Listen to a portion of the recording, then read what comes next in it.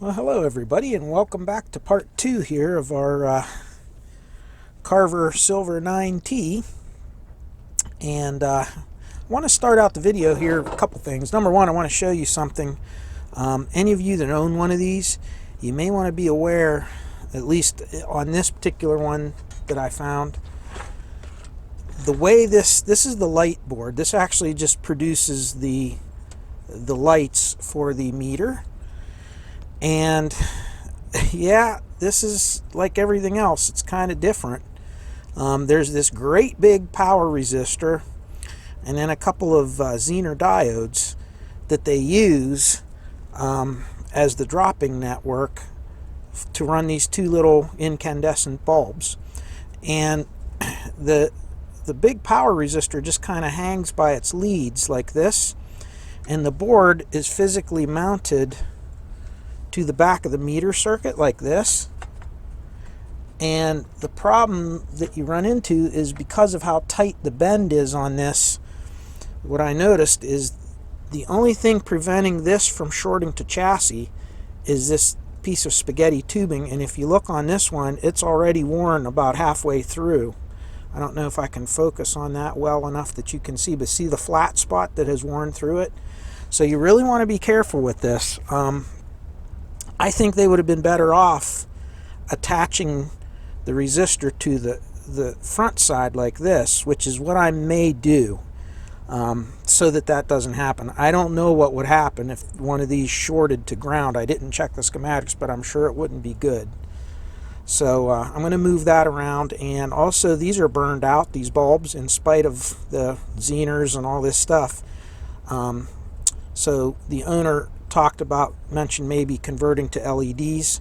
So I think I'm going to come up with something. There's plenty of room on this board that we can just make a very slight change to this and go to LEDs with this. So I'm going to get that done.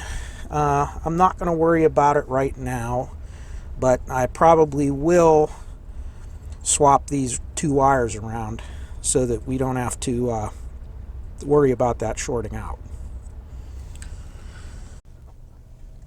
Okay, as we go along here, things just keep getting a little more bizarre. So here is your light circuit. And if you look the way they did it, they went between the negative 31 and the positive 31 volt rail. And they made a little network of two Zener diodes and a resistor. Now these Zener diodes are each 10 volts, and of course if we put them in, let's take this resistor out of the circuit for a moment, and if you put those two in series, that would be 20 volts. So that's going to give you like a 20 volt drop. So this resistor is actually current limiting all this and keeping your, because there's actually a potential of 62 volts here. Now, I don't quite understand why they're loading this down. Now this circuit, if you put this 300 ohm resistor in here, there's only going to be, I calculated, somewhere around 70 milliamps. And this resistor here is going to only have to dissipate about 1.5 watts or 1.3, 1.4 watts. So it's a 10 watt resistor, so it should not get warm. And of course it doesn't. I don't see any signs of heat or anything like that. I don't understand why they do this unless, I mean, beyond just making a reliable power supply for the lights themselves, for the bulbs. The only other thing I could think of is, for some reason, they need that loading across the 31 volt plus and minus 31 volt rail, but I couldn't see why you would do it this way. So my guess is, really, being this is only drawing minimal current, the only reason for this is so that they can have a couple of 10 volt lights. I don't know. Regardless,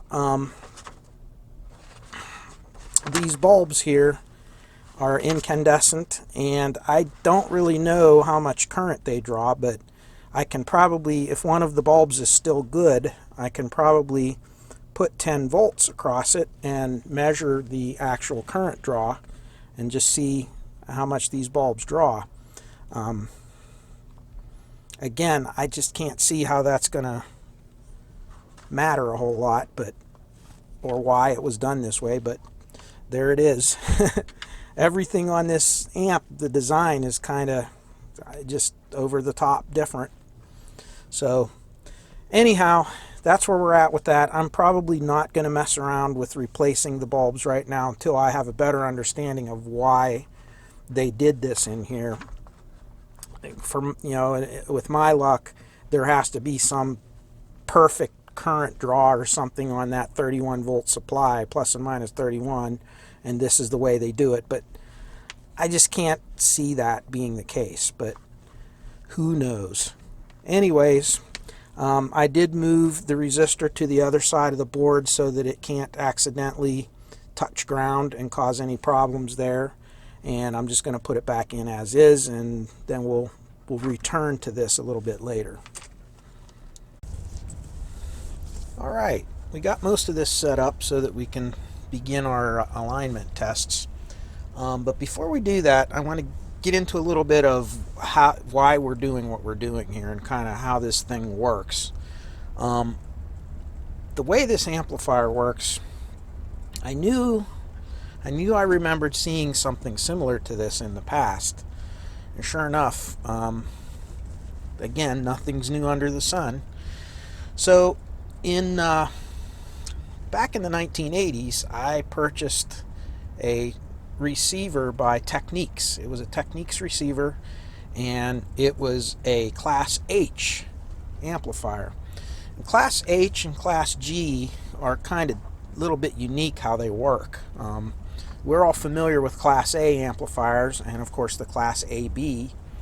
We're familiar with single-ended and push-pull amplifiers, but some of us may not have heard of the Class H and Class G amplifiers. Now, first is a Class H, and a Class H is kind of what they're doing is they're modulating the power supply and raising the rails of the power supply as needed, rather than having a fixed value power supply. So they're kind of modulating it, kind of in a nutshell.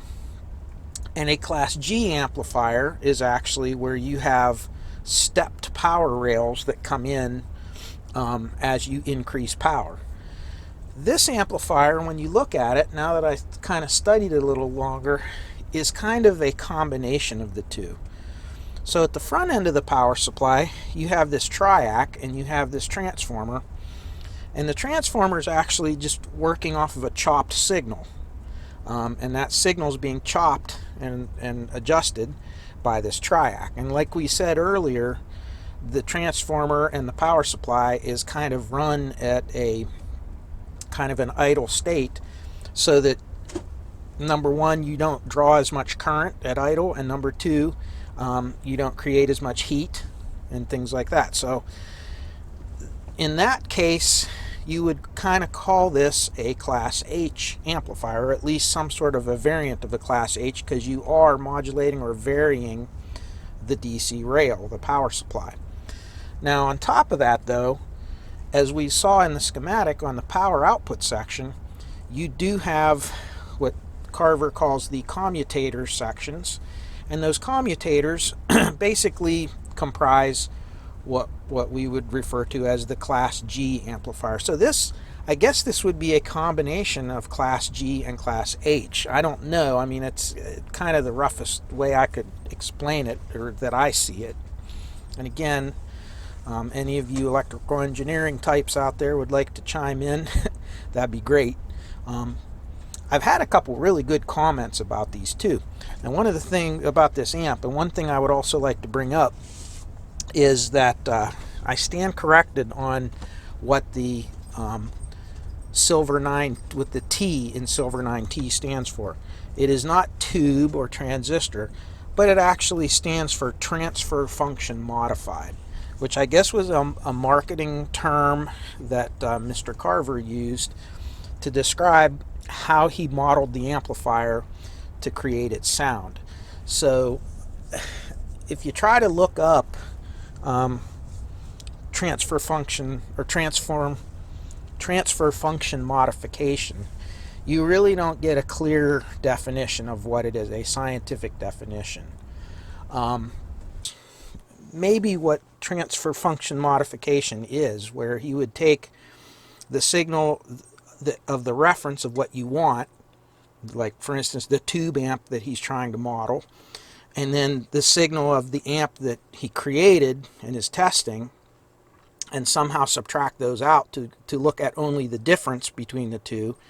And then by modifying his circuit to compensate for those differences, theoretically his amp will then perform or sound the same as the amp that he's trying to model. And that's pretty much what that is. The Silver 9T has some extra mods in it from the Silver 7T. One of the things is this has a little 1 dB boost in the bass frequencies, in the lower frequencies. They also removed some of the current limiting resistors on the speakers to increase the damping factor. So those are a couple differences between the 9T and the 7T. And this is all just stuff that I'm kind of, after looking through the manual a little more closely and studying it, that I'm finding.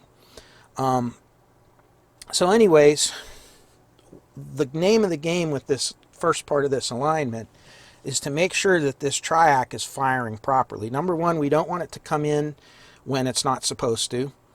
And when it is supposed to, we want to make sure it's coming in and providing the amount of current that it needs to supply the output section with the amount of current that it needs. And the idea is, if you don't overdrive the circuit, but you always provide it with just the amount that it needs, the transistors should not have to dissipate much of the energy as heat. Most of the energy should go directly from your power supply through the amplifier circuit into the load, which would be your speakers or your dummy load. And that's why, if you notice, there's hardly any heatsink on these at all. I mean, this little metal plate at the bottom of the amp is hardly adequate for this many transistors if each of them were dissipating the amount of current or the amount of power that they're capable of. This thing would get so hot you couldn't touch it. So really the power supply is so important on this, and the regulation of the power supply and the adjustment of it. And that's what we're going to be doing for the first part of this. And that's why we have to actually look at the incoming line and this triac circuit, because we actually have to watch how this triac is firing and powering this transformer. This transformer is not normal. If you attached it to a standard AC sine wave, it would not function properly. It's really designed to have, a pulsed current put through it. And so that's why it's actually physically smaller than a standard line frequency transformer. So those little, chopped up signals from the triac actually allow the transformer to work in a pulsed manner rather than in an AC sine wave manner. So we'll be able to visually look at all this on an oscilloscope as we do this. So enough about all the little things that I've read. Let's get into the actual alignment now. Okay, the first thing is the setup here. In order to successfully align this amp, you have to have it connected to a variac. And the variac can't be a little tiny one, it has to be the big one, so I had to dig this one out. I normally use this little one up here, but this is way too low of current. It's only a 3 amp continuous and 4 amp intermittent, so it would never ever work for this particular amplifier.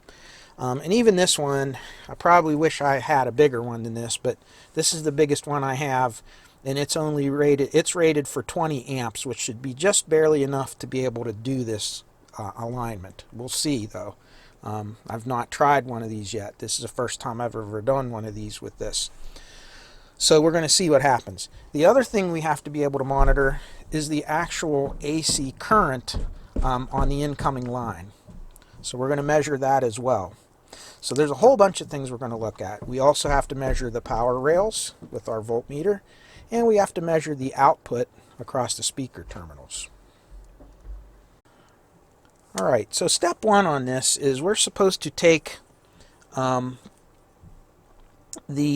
couple of the potentiometers here, RP1 on the power supply and RP1 on the amplifier board. So that's the two pots. There's only one pot on the amp board and only one pot on the power supply board. And you want to take your power supply adjustment and turn it all the way counterclockwise, all the way down.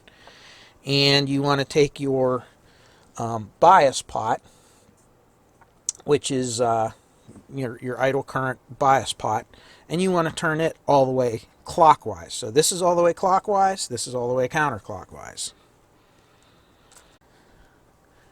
Next, we're going to want to take our variac and make sure that it's all the way down, and we're going to turn it on. So there's very minimal, almost no voltage coming out of here right now. And we have the voltmeter right now connected to the 11.7 volt DC power rail, and we have the oscilloscope monitoring the output across an 8 ohm dummy load, and we have an amp clamp connected. I just have it connected right here on your incoming line, because we're supposed to be monitoring all of these voltages at the same time while we're bringing this thing up. So once that's all done, we're going to take our variac now, and we're just going to slowly turn it up until we get to roughly 60 volts AC. Since our mains voltage here in America is 120, they want about half of your mains voltage. So if this was a 240 volt or 230 volt, we would go for 120 volts. Half of your mains voltage. That's all we're looking for right now.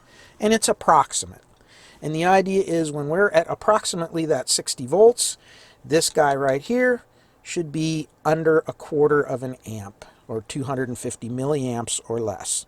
So I'm on the 2 amp scale, AC, and we're going to start bringing it up just a little bit at a time.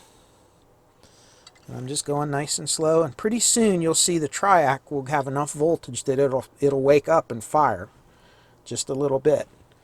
And this will start to climb up, is what it should do, is what we're hearing here. So let's come up.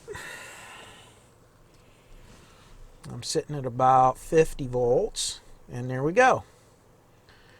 And you can see it's settling down, and we're right there now. So we have very low current here, which is good. And we're sitting just under 100 milliamps, which is way under our 200 or 250 milliamps. And our 11.4 volt supply should be somewhere between the 2 and 3 volt range. And if we look up at here, luckily, look at that, 2.8 volts. So far, so good. All right.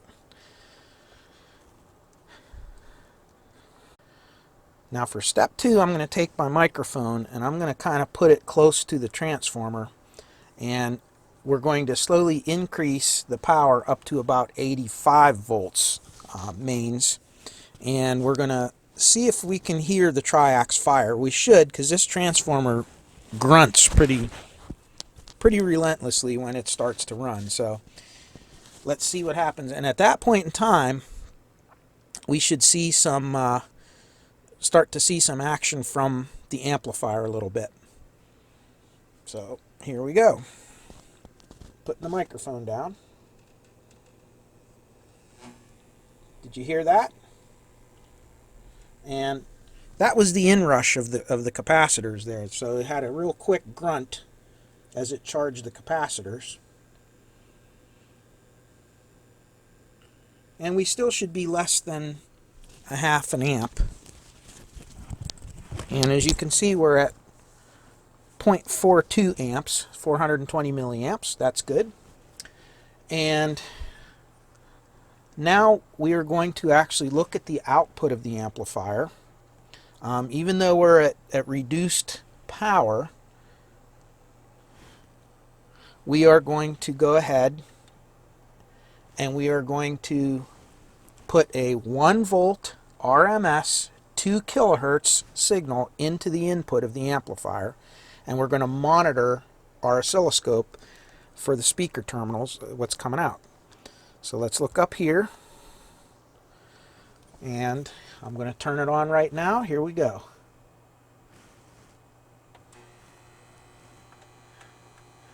And you can see there's our waveform. And it says we should see, at this point in time, we should see a small crossover notch on the sine wave output. And if I move this over just a little bit, you can see right there's your crossover notch. Hopefully you can see that. I'm not going to run this for too long, but and we're currently running about 4 amps. So let's turn this off. And I don't know, I'm going to turn this back on here. I'm going to move the mic next to the transformer. And this is a strange characteristic of these amps that I noticed, is when it is producing power, this thing makes a lot of noise. So this is not something you'd want to be I guess at that high of a volume level, we're putting out about 60 watts, roughly between 50 and 60 watts into the dummy load. At that volume level, the speakers would be loud enough that they would probably drown this sound out. But this amp does make noise while it's working. So I'll demonstrate that. I'll put the mic right in front of here and I'll let you listen to it. Here we go.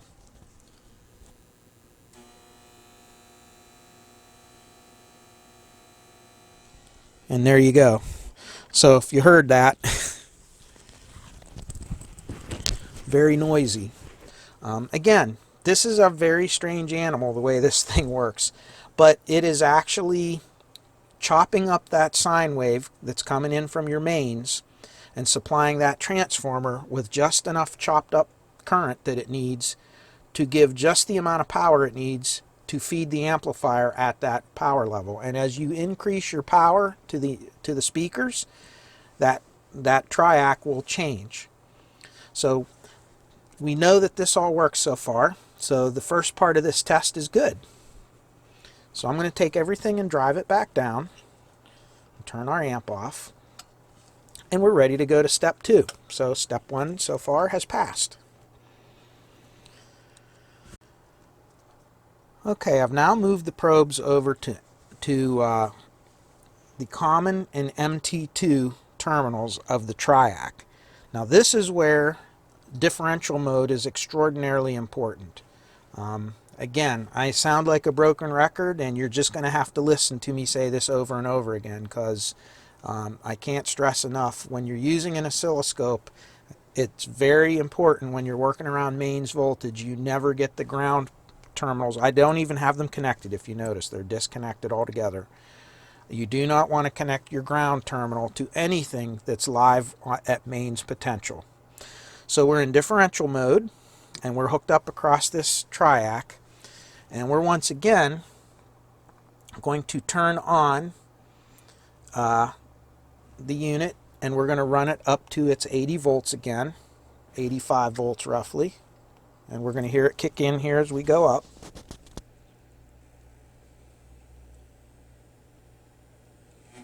There it goes. Okay. And we're going to look at our triacs, and we're going to bring this, let's see here,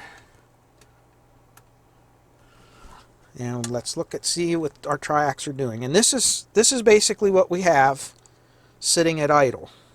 So with no load on it, and the amp is sitting at that 85 volt range of mains voltage, you should see this kind of a signal. It's pretty darn far away from a sine wave, isn't it? You do see a negative going and you see a positive going pulse, but you can see how strangely shaped that is and how it just abruptly chops that off.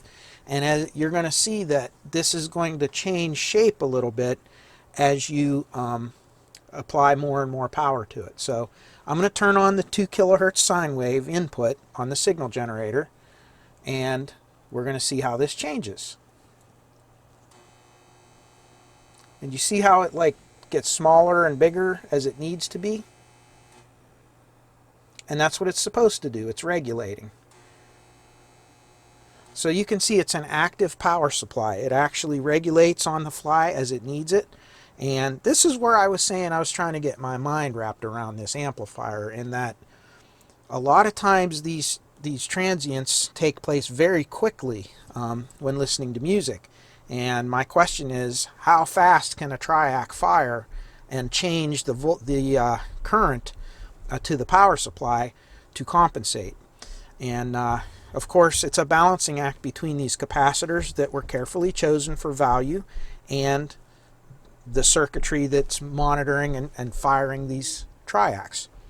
So everything's looking real good right now. It's looking like the waveform in the book, and everything's working well so far. So we're ready for our next step. All right. So our next step is to go to full power. So we're going to put 120 volts AC into the amplifier. And as you can see, we have that set over there, and it's sitting here idle. And what it says is, of course, with the power supply RP1 adjustment all the way down, with 120 volts going in, you should have somewhere in the line of 97 volts DC on your 118 volt rail. And if we look up here at our meter, you can see pretty clearly we have 96.5, so that's pretty darn close to 97 volts. The one thing that surprises me about this amp is when the instructions say something, it's very accurate, and this amp reacts very, very closely to what they're saying. So the tolerances on this thing are pretty tight. So now we're going to adjust that pot until our DC rail is reading about 118 volts. So let me get a tweaker and we'll go ahead and adjust that. Okay, so let's start coming up with this slowly, and we should have about 118 volts when we get to where we need to be.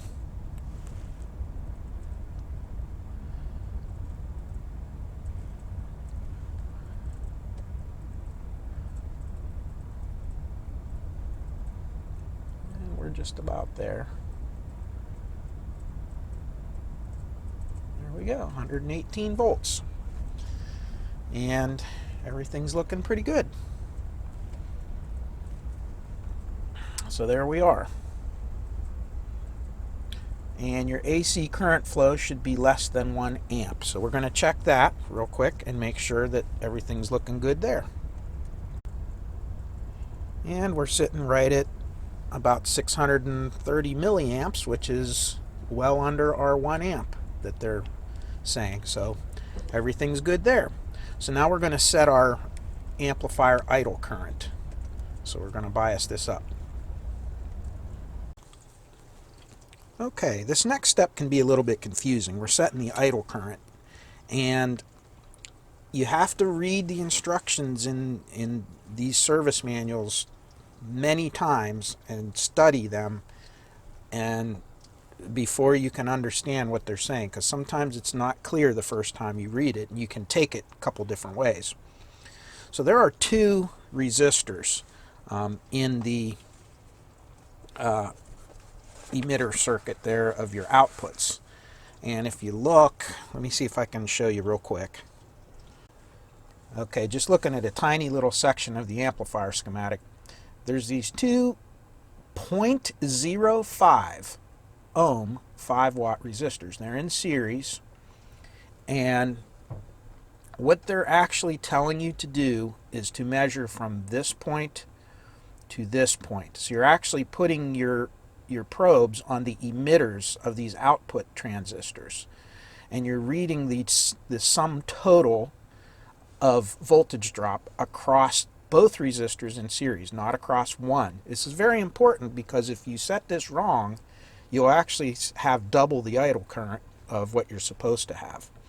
So you're going to go from this emitter resistor to this emitter resistor, and you're going to set it for 2.5 millivolts. So you have to have a very accurate millivolt meter to get that. And what you're going to find out is this is a touchy adjustment because transistors are very thermal sensitive.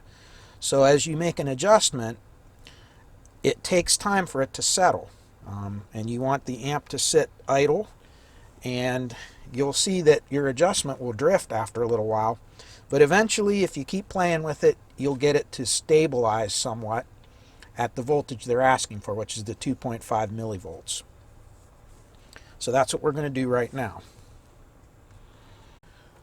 So you can see right here, this is where we're getting to the actual adjustments. These two leads right here, these are your two of your four outputs, and you'll see one set of outputs on this side and one on this side, and they're actually, as we discussed earlier, they're tied in parallel. And we're going to measure here, and we're going to adjust this pot, which is actually pretty awkward to get to from in here because of this resistor. We're going to adjust this until we get a drop of 2.5 millivolts. And I'm pretty close there right now. If we look at the meter, you can see right here, I'm getting a little bit of a glare. Let's see here where it's coming from. You can see right there, we're right about 2.6. So, and again, no multi-turn pot. They put a one-turn pot in there, so it's very, very touchy. It's a very high quality pot, but you really have to play with it a little bit to get it to be right where it needs to be. So I'm going to do that, and then I'm going to let it settle. Once it does, we'll move on to the next step. The idle current will be set. Okay, our next step is to drive the input with our signal generator until we get a relatively precise output at the speaker terminals of about 3.16 volts RMS. So we have a true RMS meter down here. We can see we're keeping our variac, so we have 120 volts in there. We have our nice sine wave coming out. This is the output of the speaker terminals. And we can see right here, I adjusted my signal generator until I get about 3.16 volts RMS. That represents plus 10 dBV, which is what they're looking for. Conversely, in order to get that, I'm at exactly 200.0 millivolts RMS coming into the phono jack input on the RCA jack input of the amplifier. So just an interesting thing. I'm sure it was designed that way, so that's pretty cool. So you can see we're sitting there. Now the idea is we're going to measure for frequency response. And on a Silver 7T, this would be a flat response. In other words, all the way from 20 hertz to 20 kilohertz, this should remain the same. You should always have your 3.16 volts, even though the frequency changes. However, on the 9T, I guess one of the things, and again, I just read this. This is nothing that I know for sure. This is just me reading things. The one weak spot of the 7T, which was the predecessor to this amplifier, is that it had a little bit of a weak bass response. So they increased the damping factor of the amp by removing a couple of resistors that were in line with the outputs. And they also put a little bit of a curve into this, into the input filter of the amplifier. So you have a slight boost on frequencies below 300 hertz, and you have a flat response above that. And it kind of rolls off between 300 hertz and 1 kilohertz roughly. It kind of rolls off gradually down to a flat response. So what they're having you do is test to make sure that happens. So right now at 2 kilohertz, that's our reference, is 2 kilohertz. So at 2 kilohertz, we have our 3.16 volts RMS. We're now going to change the frequency without adjusting anything else to 20 hertz.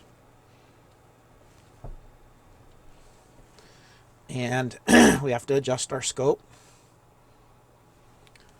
And you can see it stays pretty flat there.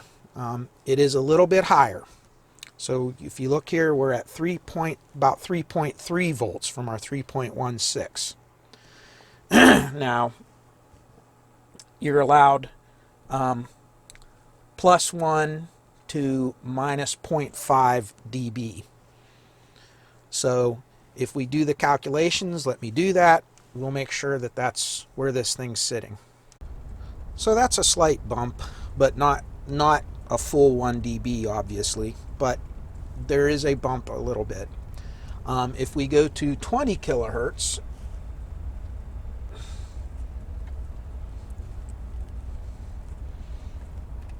we can see that our signal goes right back down to 3.16.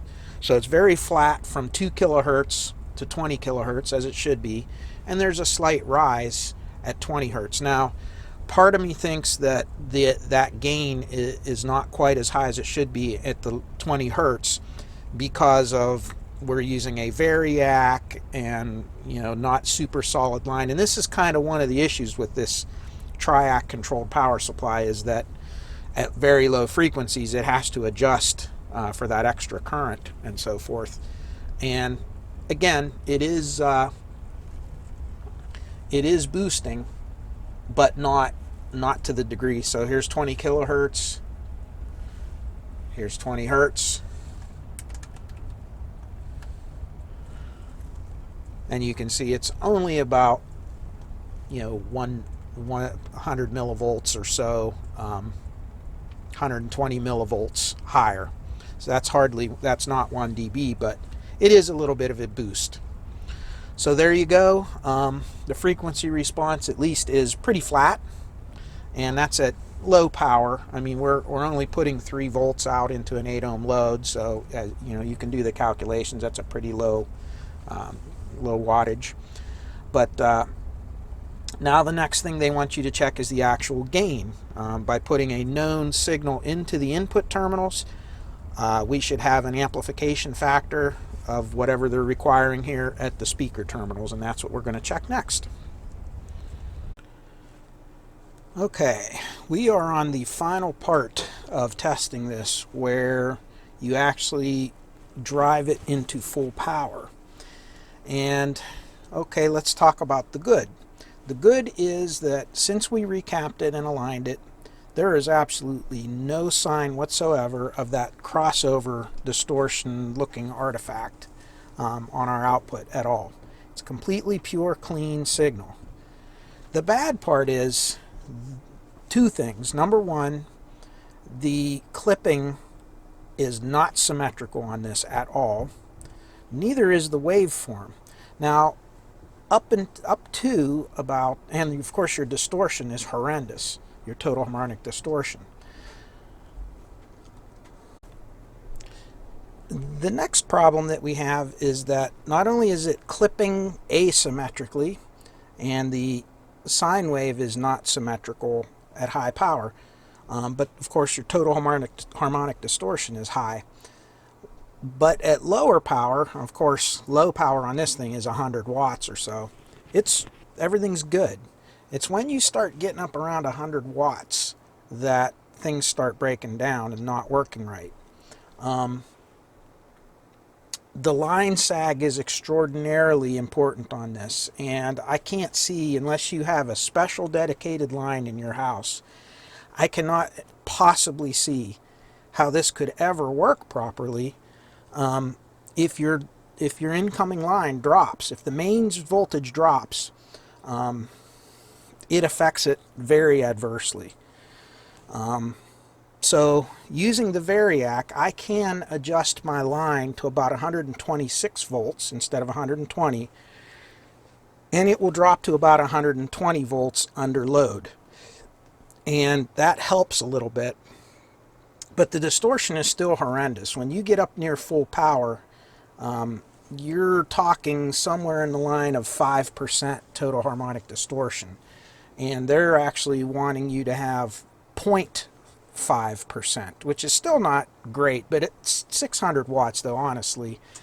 That little bit of distortion at that huge power, to me that's acceptable, because you should be able to back it down to 500 watts, for instance, and it should be absolutely, totally clean. That's not the case with this amp.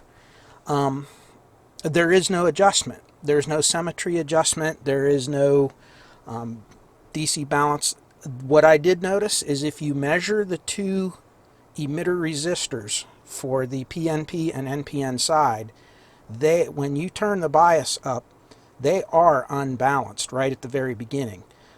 Now, the service manual tells you to measure across both of them and look at the sum total of them, and you adjust your idle current based on that. So they don't want you to look at the two individual voltages because there's nothing you can do to balance it if it's out of balance. So if your transistors are drifted a little bit, if something on the board is drifted a little bit, there is nothing, because there is no DC offset adjustment on this at all. So I'm not really sure, and you can tell that because as you increase the power, you can see that the one side goes into distortion and clipping before the other one does. So I think part of it is that, and I think part of it is that my power line down here is not clean enough. It's going to have about 2 or 3 volts of drop. You would think on a 120 volt line that 2 or 3 volts would not be the end of the world, but with this amp it truly is, because everything is directly based on your incoming line power because of this regulation circuit with the triac. And you can actually hear this thing trying to crank things up when the line starts sagging. So again, I'm a little bit at kind of a conundrum here. I might be able to troubleshoot the board and get, I would have to fudge some of the components on the board to get these transistors to actually balance, because without a DC offset adjustment, there's really no way you could get everything centered. Now that being said, you don't see the offset on the speaker terminals because, once again, being a Class G output stage with that stepped voltages, it doesn't show you that imbalance until you really start putting a load to it. So, and again, I might be off my rocker on this as well. I'll be the first to admit. But at this point in time, I'm not sure how to get this to work any better than it does. There's certainly no problem with the circuits. Certainly, I went through and measured everything that the manual tells you, and it's pretty much spot on what the manual tells you to expect until you get to the parts where you're looking at high power. That's when you start to see this issue. So, I was going to finish this up and then put the cover on and then get started on the other one, and then when I finished it, come back and we'd do a little demo of it. But at this point in the game, I'm not really sure what I'm going to do. I may just leave this as is and say that this is as good as it gets for this amplifier, and that if you have a really strong incoming line, it'll do better, but it's still not going to be the advertised distortion of the 0.5% at rated 575 watts. It's going to be higher than that, the way it sits right now. And again, there's no possible way you can get that to not be that way unless you can get this thing more symmetrical between the NPN and PNP side of the transistors, the transistor complements. So there you have it. I'll show you some of this before we wrap this up. We have this set to high power. Everything is warmed up right now, and everything's kind of where it is. Now right now we're going to drive this somewhere in the 100 watt range. Let me turn it on. And you can see it's a pretty nice clean signal. And if we go up to our distortion meter, about 0.3%. And again, we're doing, our RMS is about 25 volts, so let's figure that out real quick. So somewhere in the line of 80 watts. At 80 watts, you're getting about 0.3% distortion, which to me is way, way, way too high. Now, as we go up in power, and let me do that. And we're going to see right now, going to get some more.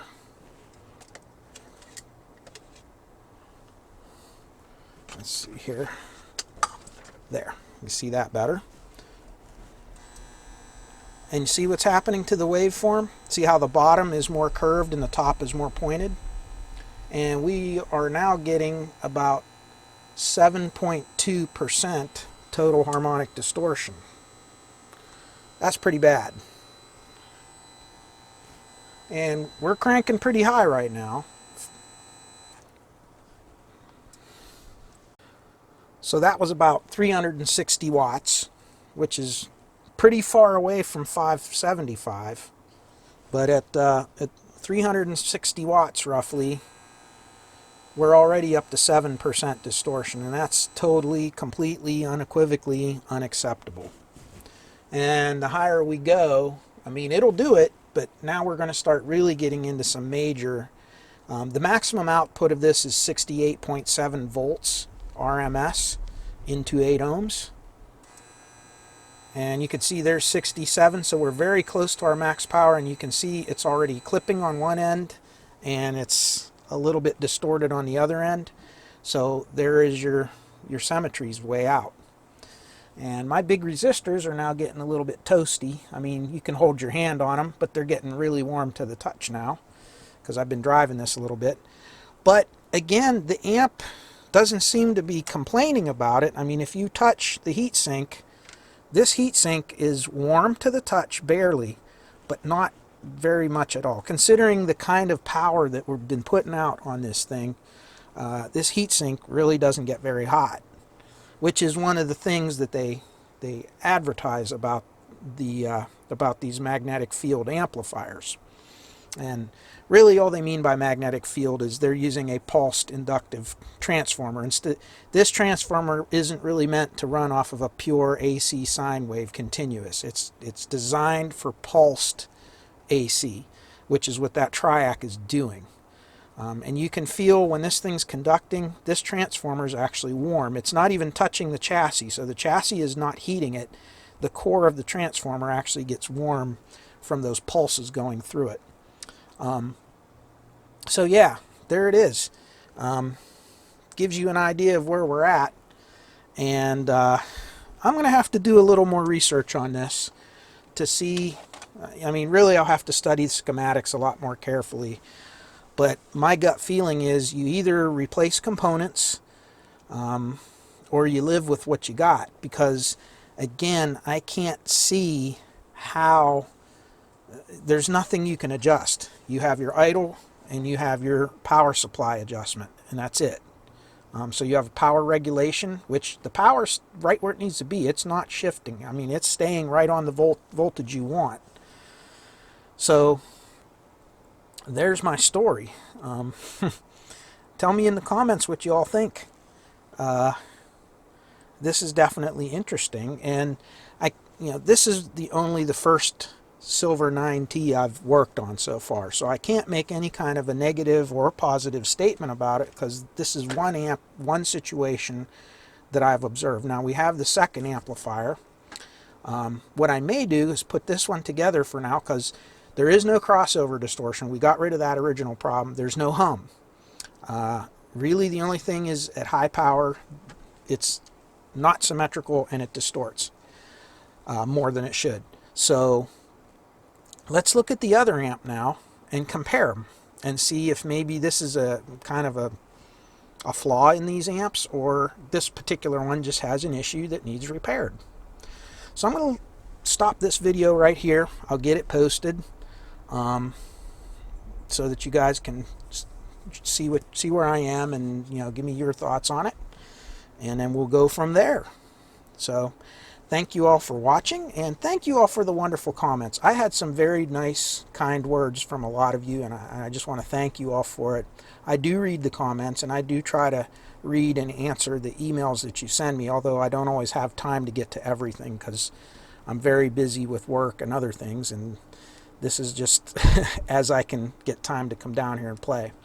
So, but thank you all anyways. Thank you, any of you who made any contributions to the channel. You know who you are. Thank you. And again, I wish you all peace, joy, happiness, and good health in your lives.